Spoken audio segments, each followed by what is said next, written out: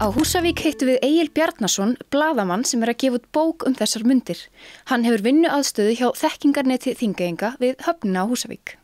Ég að sunnan og kom uppalega hingað til Húsavíkur á reiðhjóli fyrir nokkrum árum og Shanghai borð í Opal, seglbát sem fyrir utan þar sem við erum núna á Húsavíkurhöfn. Rífið þið bara beint á reiðhjólinu og hendur Já, það var nokkurn veginn, það vantaði hásett og bát eins og stundum auglýst og ég kunni nú ekki mikið að sigla en ég var samt þótti einhvern veginn rétti maður í réttum stað og var fengið til að vinna fyrir Norðursiglingu í Hvalárskóginni þetta fyrsta sumar sem var fyrir nokkrum árum og svo kom ég aftur og endaði að kynnast konu minni og hérna enn.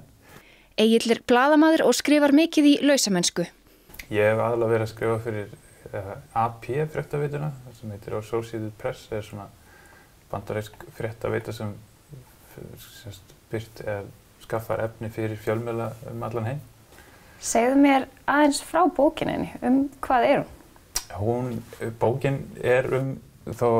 Bókin sem ber titilinn Hvernig Ísland breytti heiminum og samt sem áður kjarninn í bókinni Íslands sagan. Þó að áherslan sé á heimsöguna einhverju leyti, þá þetta Íslands sagan fyrir útlendinga.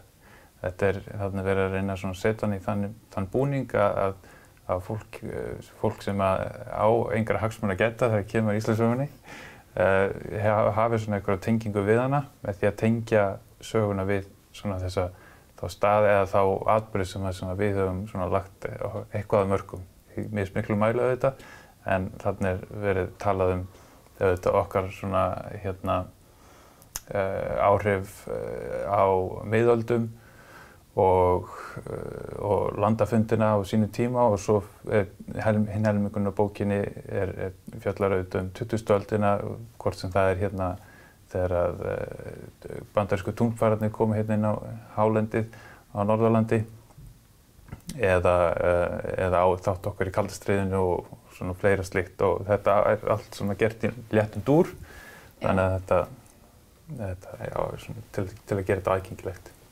Og þú, í rauninni segir frá kannski svona kómískan hátt eða ertu að gera grín að sögun okkar eða þetta svona beggja bland? Já, ég myndi segja að það væri svolítið beggja bland.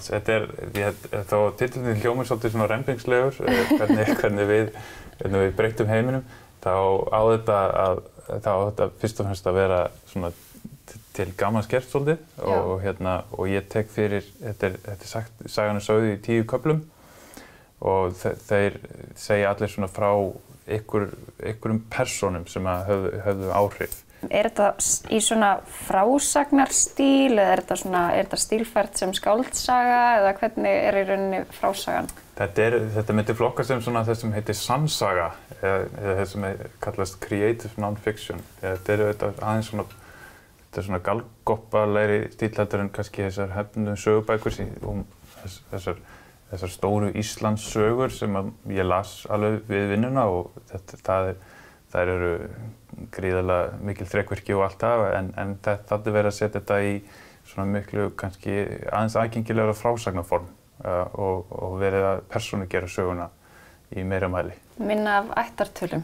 Já, minna af ættartölum og minna af kannski minni áhersla á valdamenn og meiri áhersla kannski á það bara hvernig að búa á Íslandi í árinnar ás. Og því að ég valdi að fundi það þegar ég búinn að vera að skrifa fyrir erlendum miðlum svolítið tíma að fólk hefur engan áhuga á pólitík þegar kemur í Íslandi og það heldur mjög lítill áhuga í íþróttakappleikjum sem gerir það að verkum að ég þarf ekkert að vera í Reykjavík þegar ég er að vinna fréttir Ísland.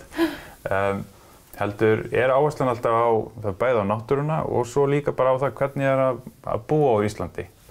Og Ísland líka hefur svolítið jákvæð ímynd sem landi sem hefur náð að gera hlutina rétt að einhverju leyti, hvort sem það er rétt eða ekki. Þannig að ég nýti mér það svolítið þá reynslu til þess að reyna að búa til eitthvað sem fólk getur haft gaman að tengi við. Bókin hans Egils gefin út af útgáfurisanum Penguin í Bandaríkjunum og skrifið á ensku fyrir alþjóðlegan markað.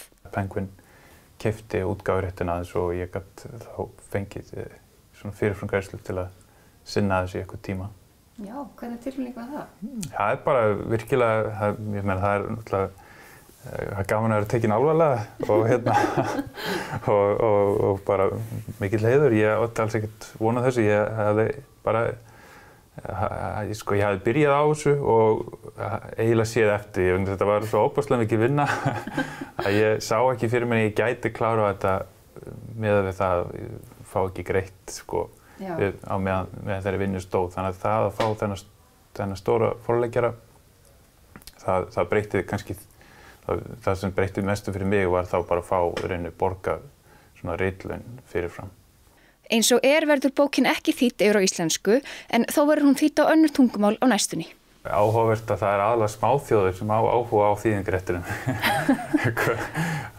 Kannski að þetta smáþjóð. Ég held það. Þetta sé svona svolítið svona viðurkenning á því að lítið þú að getur velt þungu hlassi og það getur verið að það lítur eiginlega að vera.